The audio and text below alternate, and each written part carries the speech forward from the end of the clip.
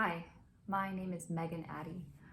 I'm a multidisciplinary artist specializing in book arts and letterpress printing, and also a professional musician.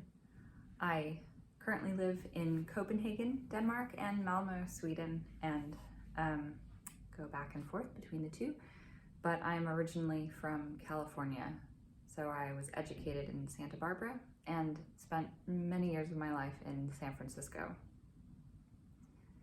My education in book arts comes from the University of California, Santa Barbara. I studied with Harry and Sandra Reese, who run Turkey Press. They are book artists of the highest order and specialize in beautifully printed editions of very fine texts, mostly poetry, which they pair with different kinds of very inventive image making and immaculate binding structures, some of their own invention.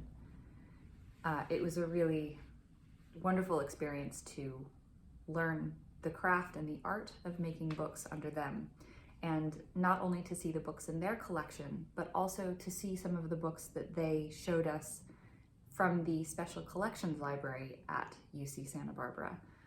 They have a really wide-ranging selection of books there, and it meant that we got to see books of all different shapes and sizes and concepts and executions in one place. It was a really inspiring place to begin making books.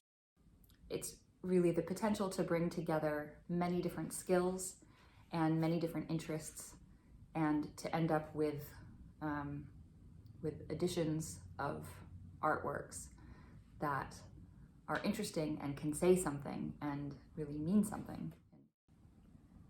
In general, my books deal with the things around me. The first book of consequence that I ever made was called Sum of Parts, and it dealt with the housing crisis of 2008, 2009. I read some magazine articles about people who were abandoning their houses, but at the same time ripping things out of the walls, the cabinets, the pipes, anything of any kind of value. And I came from a family that built two of the houses that I grew up in. So for me, the idea of pulling apart a house felt worse than a shock. It felt like pulling apart the very thing that makes you have a home.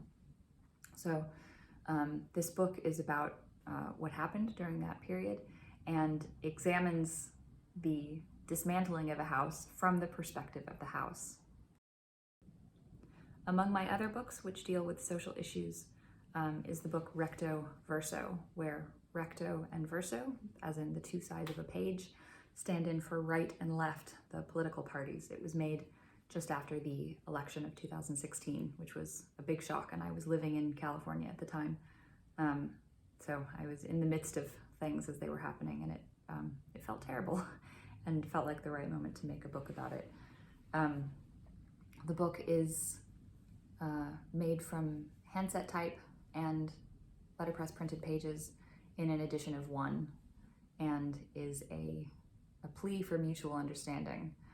It has just finished a 4-year tour with the College Book Arts Association exhibit Rising Together, which took books of a political nature and brought them to many different special collections libraries across the country.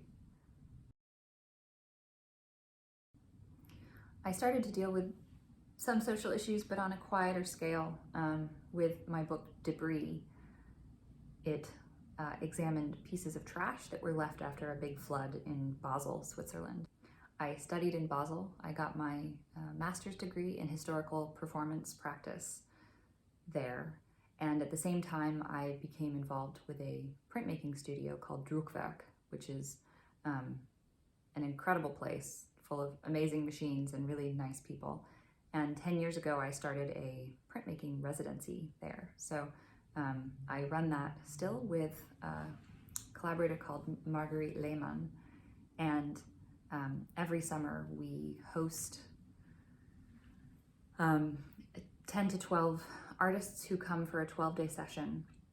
And during that time, sometimes I'm able to make art in addition to just running the residency. And Debris was a book that I made during that time. It had flooded terribly in Basel and there was trash everywhere. And I wanted to think about what happened to that trash, what it was before, and the moment that it became trash. In a way, this idea is quite closely linked to sum of parts, examining that moment when something becomes useful or your home and then turns into something else, which is a piece of trash or something to be destroyed.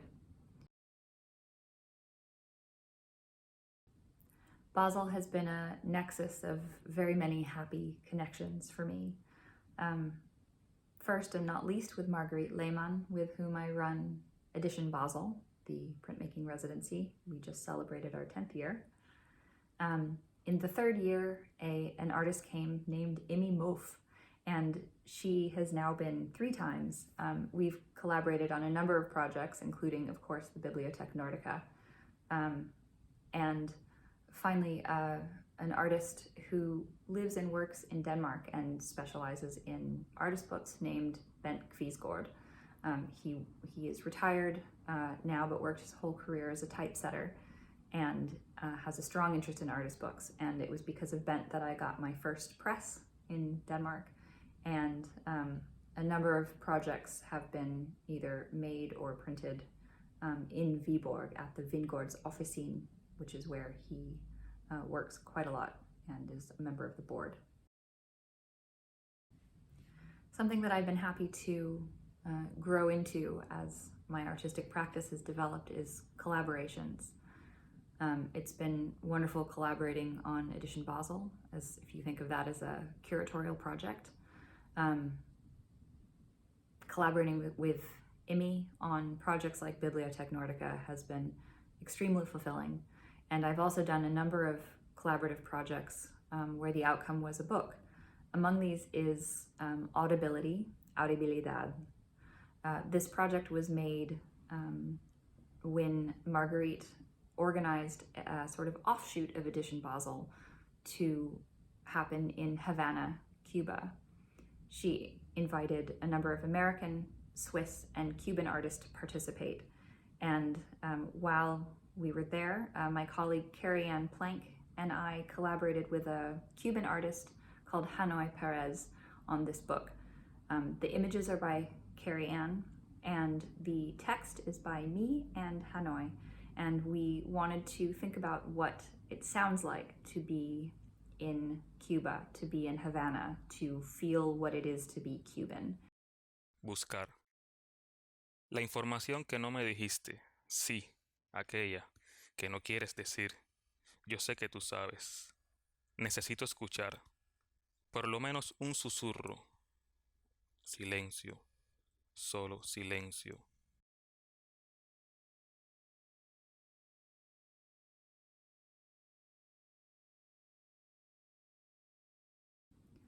As I spent more time in the north here, issues of light and atmosphere crept into my work. This happened right around the same time that Imi and Bent and I were working on Bibliothèque Nordica, and so I decided to make my contribution to the library be a book about light and night. In 2016, I returned to San Francisco for a couple years to take a position as the printmaking studio manager and a printmaking professor at the Academy of Art University in San Francisco. During this time, I was very attuned to the city around me and the differences between Europe and California. And one of the biggest things that I noticed was the amount of trash. Again, this is taking directly from my interest in how things become useful and not useful in the blink of an eye. Although it's a very environmentally conscious city, San Francisco also has an extremely large homeless population, and there is trash and debris almost everywhere. I ended up making a couple different books while I was there about this issue, one of which is called Stuff Outside My House. I lived on a very, very popular corner in the city's Mission District, and every day would find something strange and bizarre outside my door. And I started documenting it, and that documentation became this book. For a long time, I've had difficulty reconciling the two parts of my life, the side as a professional musician and the side as a working artist. I didn't think they had so much in common. It has been clear to me that my books have a strong sense of rhythm and timing, which I think is embedded from years as a professional musician. But aside from that, it was difficult to see how they could go together at all. In 2018, at Edition Basel again, I had the idea to create an ensemble of paper where the instruments were pieces of paper. I experimented for a while with those pieces of paper to find out how one might play them. And I wrote small texts, which I letterpress printed onto each piece, that describe both the method for playing the paper and this type of sound that it should make when it's being played. It was during this time that I developed the idea of object expectations, which in a way has become a manifesto for me. It sums up a lot of what I think about. And the basic idea is that you can look at an object and see it for what it is, or you can increase your expectations of that object and its relationship to you and relationship to other objects in the world will expand. Everything has a lot of potential.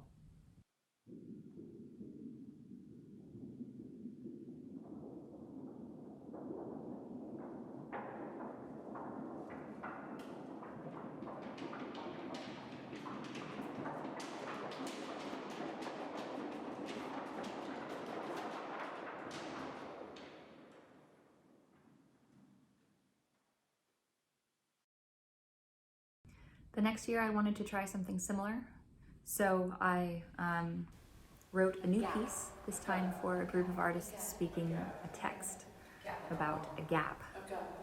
I used as inspiration the idea of looking through a hole in the wall and walking through, learning through the process of looking and speaking. A hole. A hole. A hole. A hole. A hole. A hole. A hole in the fence. I created this sound piece, but I also created a book to go along with it. And this started a new level of inquiry for me, looking to see how a book could represent a performance or be a performance in itself for the reader. In the fence. In the fence. In the wall. In the wall. In the wall. A gap. gap. In the wall. In the A fence. gap. A gap. A gap. The wall. The wall. The gap. in the wall. See. See. Through. Through. See. Through. See. Seen. Through. That idea was taken up again in my most recent piece, which is called As Sound Is to Rest. My orchestra, Concerto Copenhagen, was on tour, playing, among other things, a piece by Heinrich Bieber called Battaglia, the battle. One of the movements in this piece is called the march, and Bieber specifies that the bass player shall put a piece of paper in between their strings in order to replicate the sound of a snare drum. The bass plays alone with the violinist, who is replicating the sound of a fife on the march into battle. And I was really fascinated by bringing together paper and music, these two things that I love and spend a lot of my time working with. And so I wanted to make a video that both explored the different sounds that could be made with paper in the bass, but also looked into the rhythmic aspects of ideas that we deal with a lot, both in music and in reading and in looking at books. So these are the ideas of sound and rest, of movement and space, and of change and how change affects the spirit.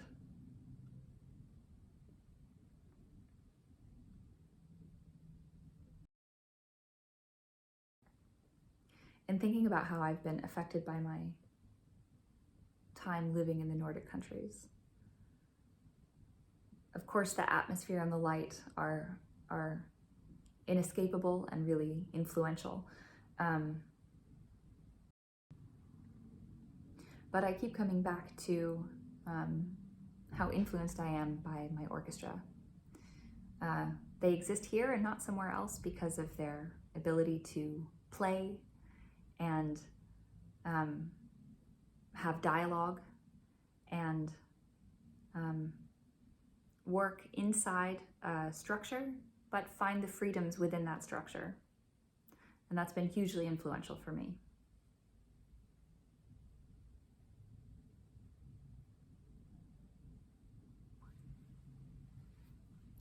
Thank you so much.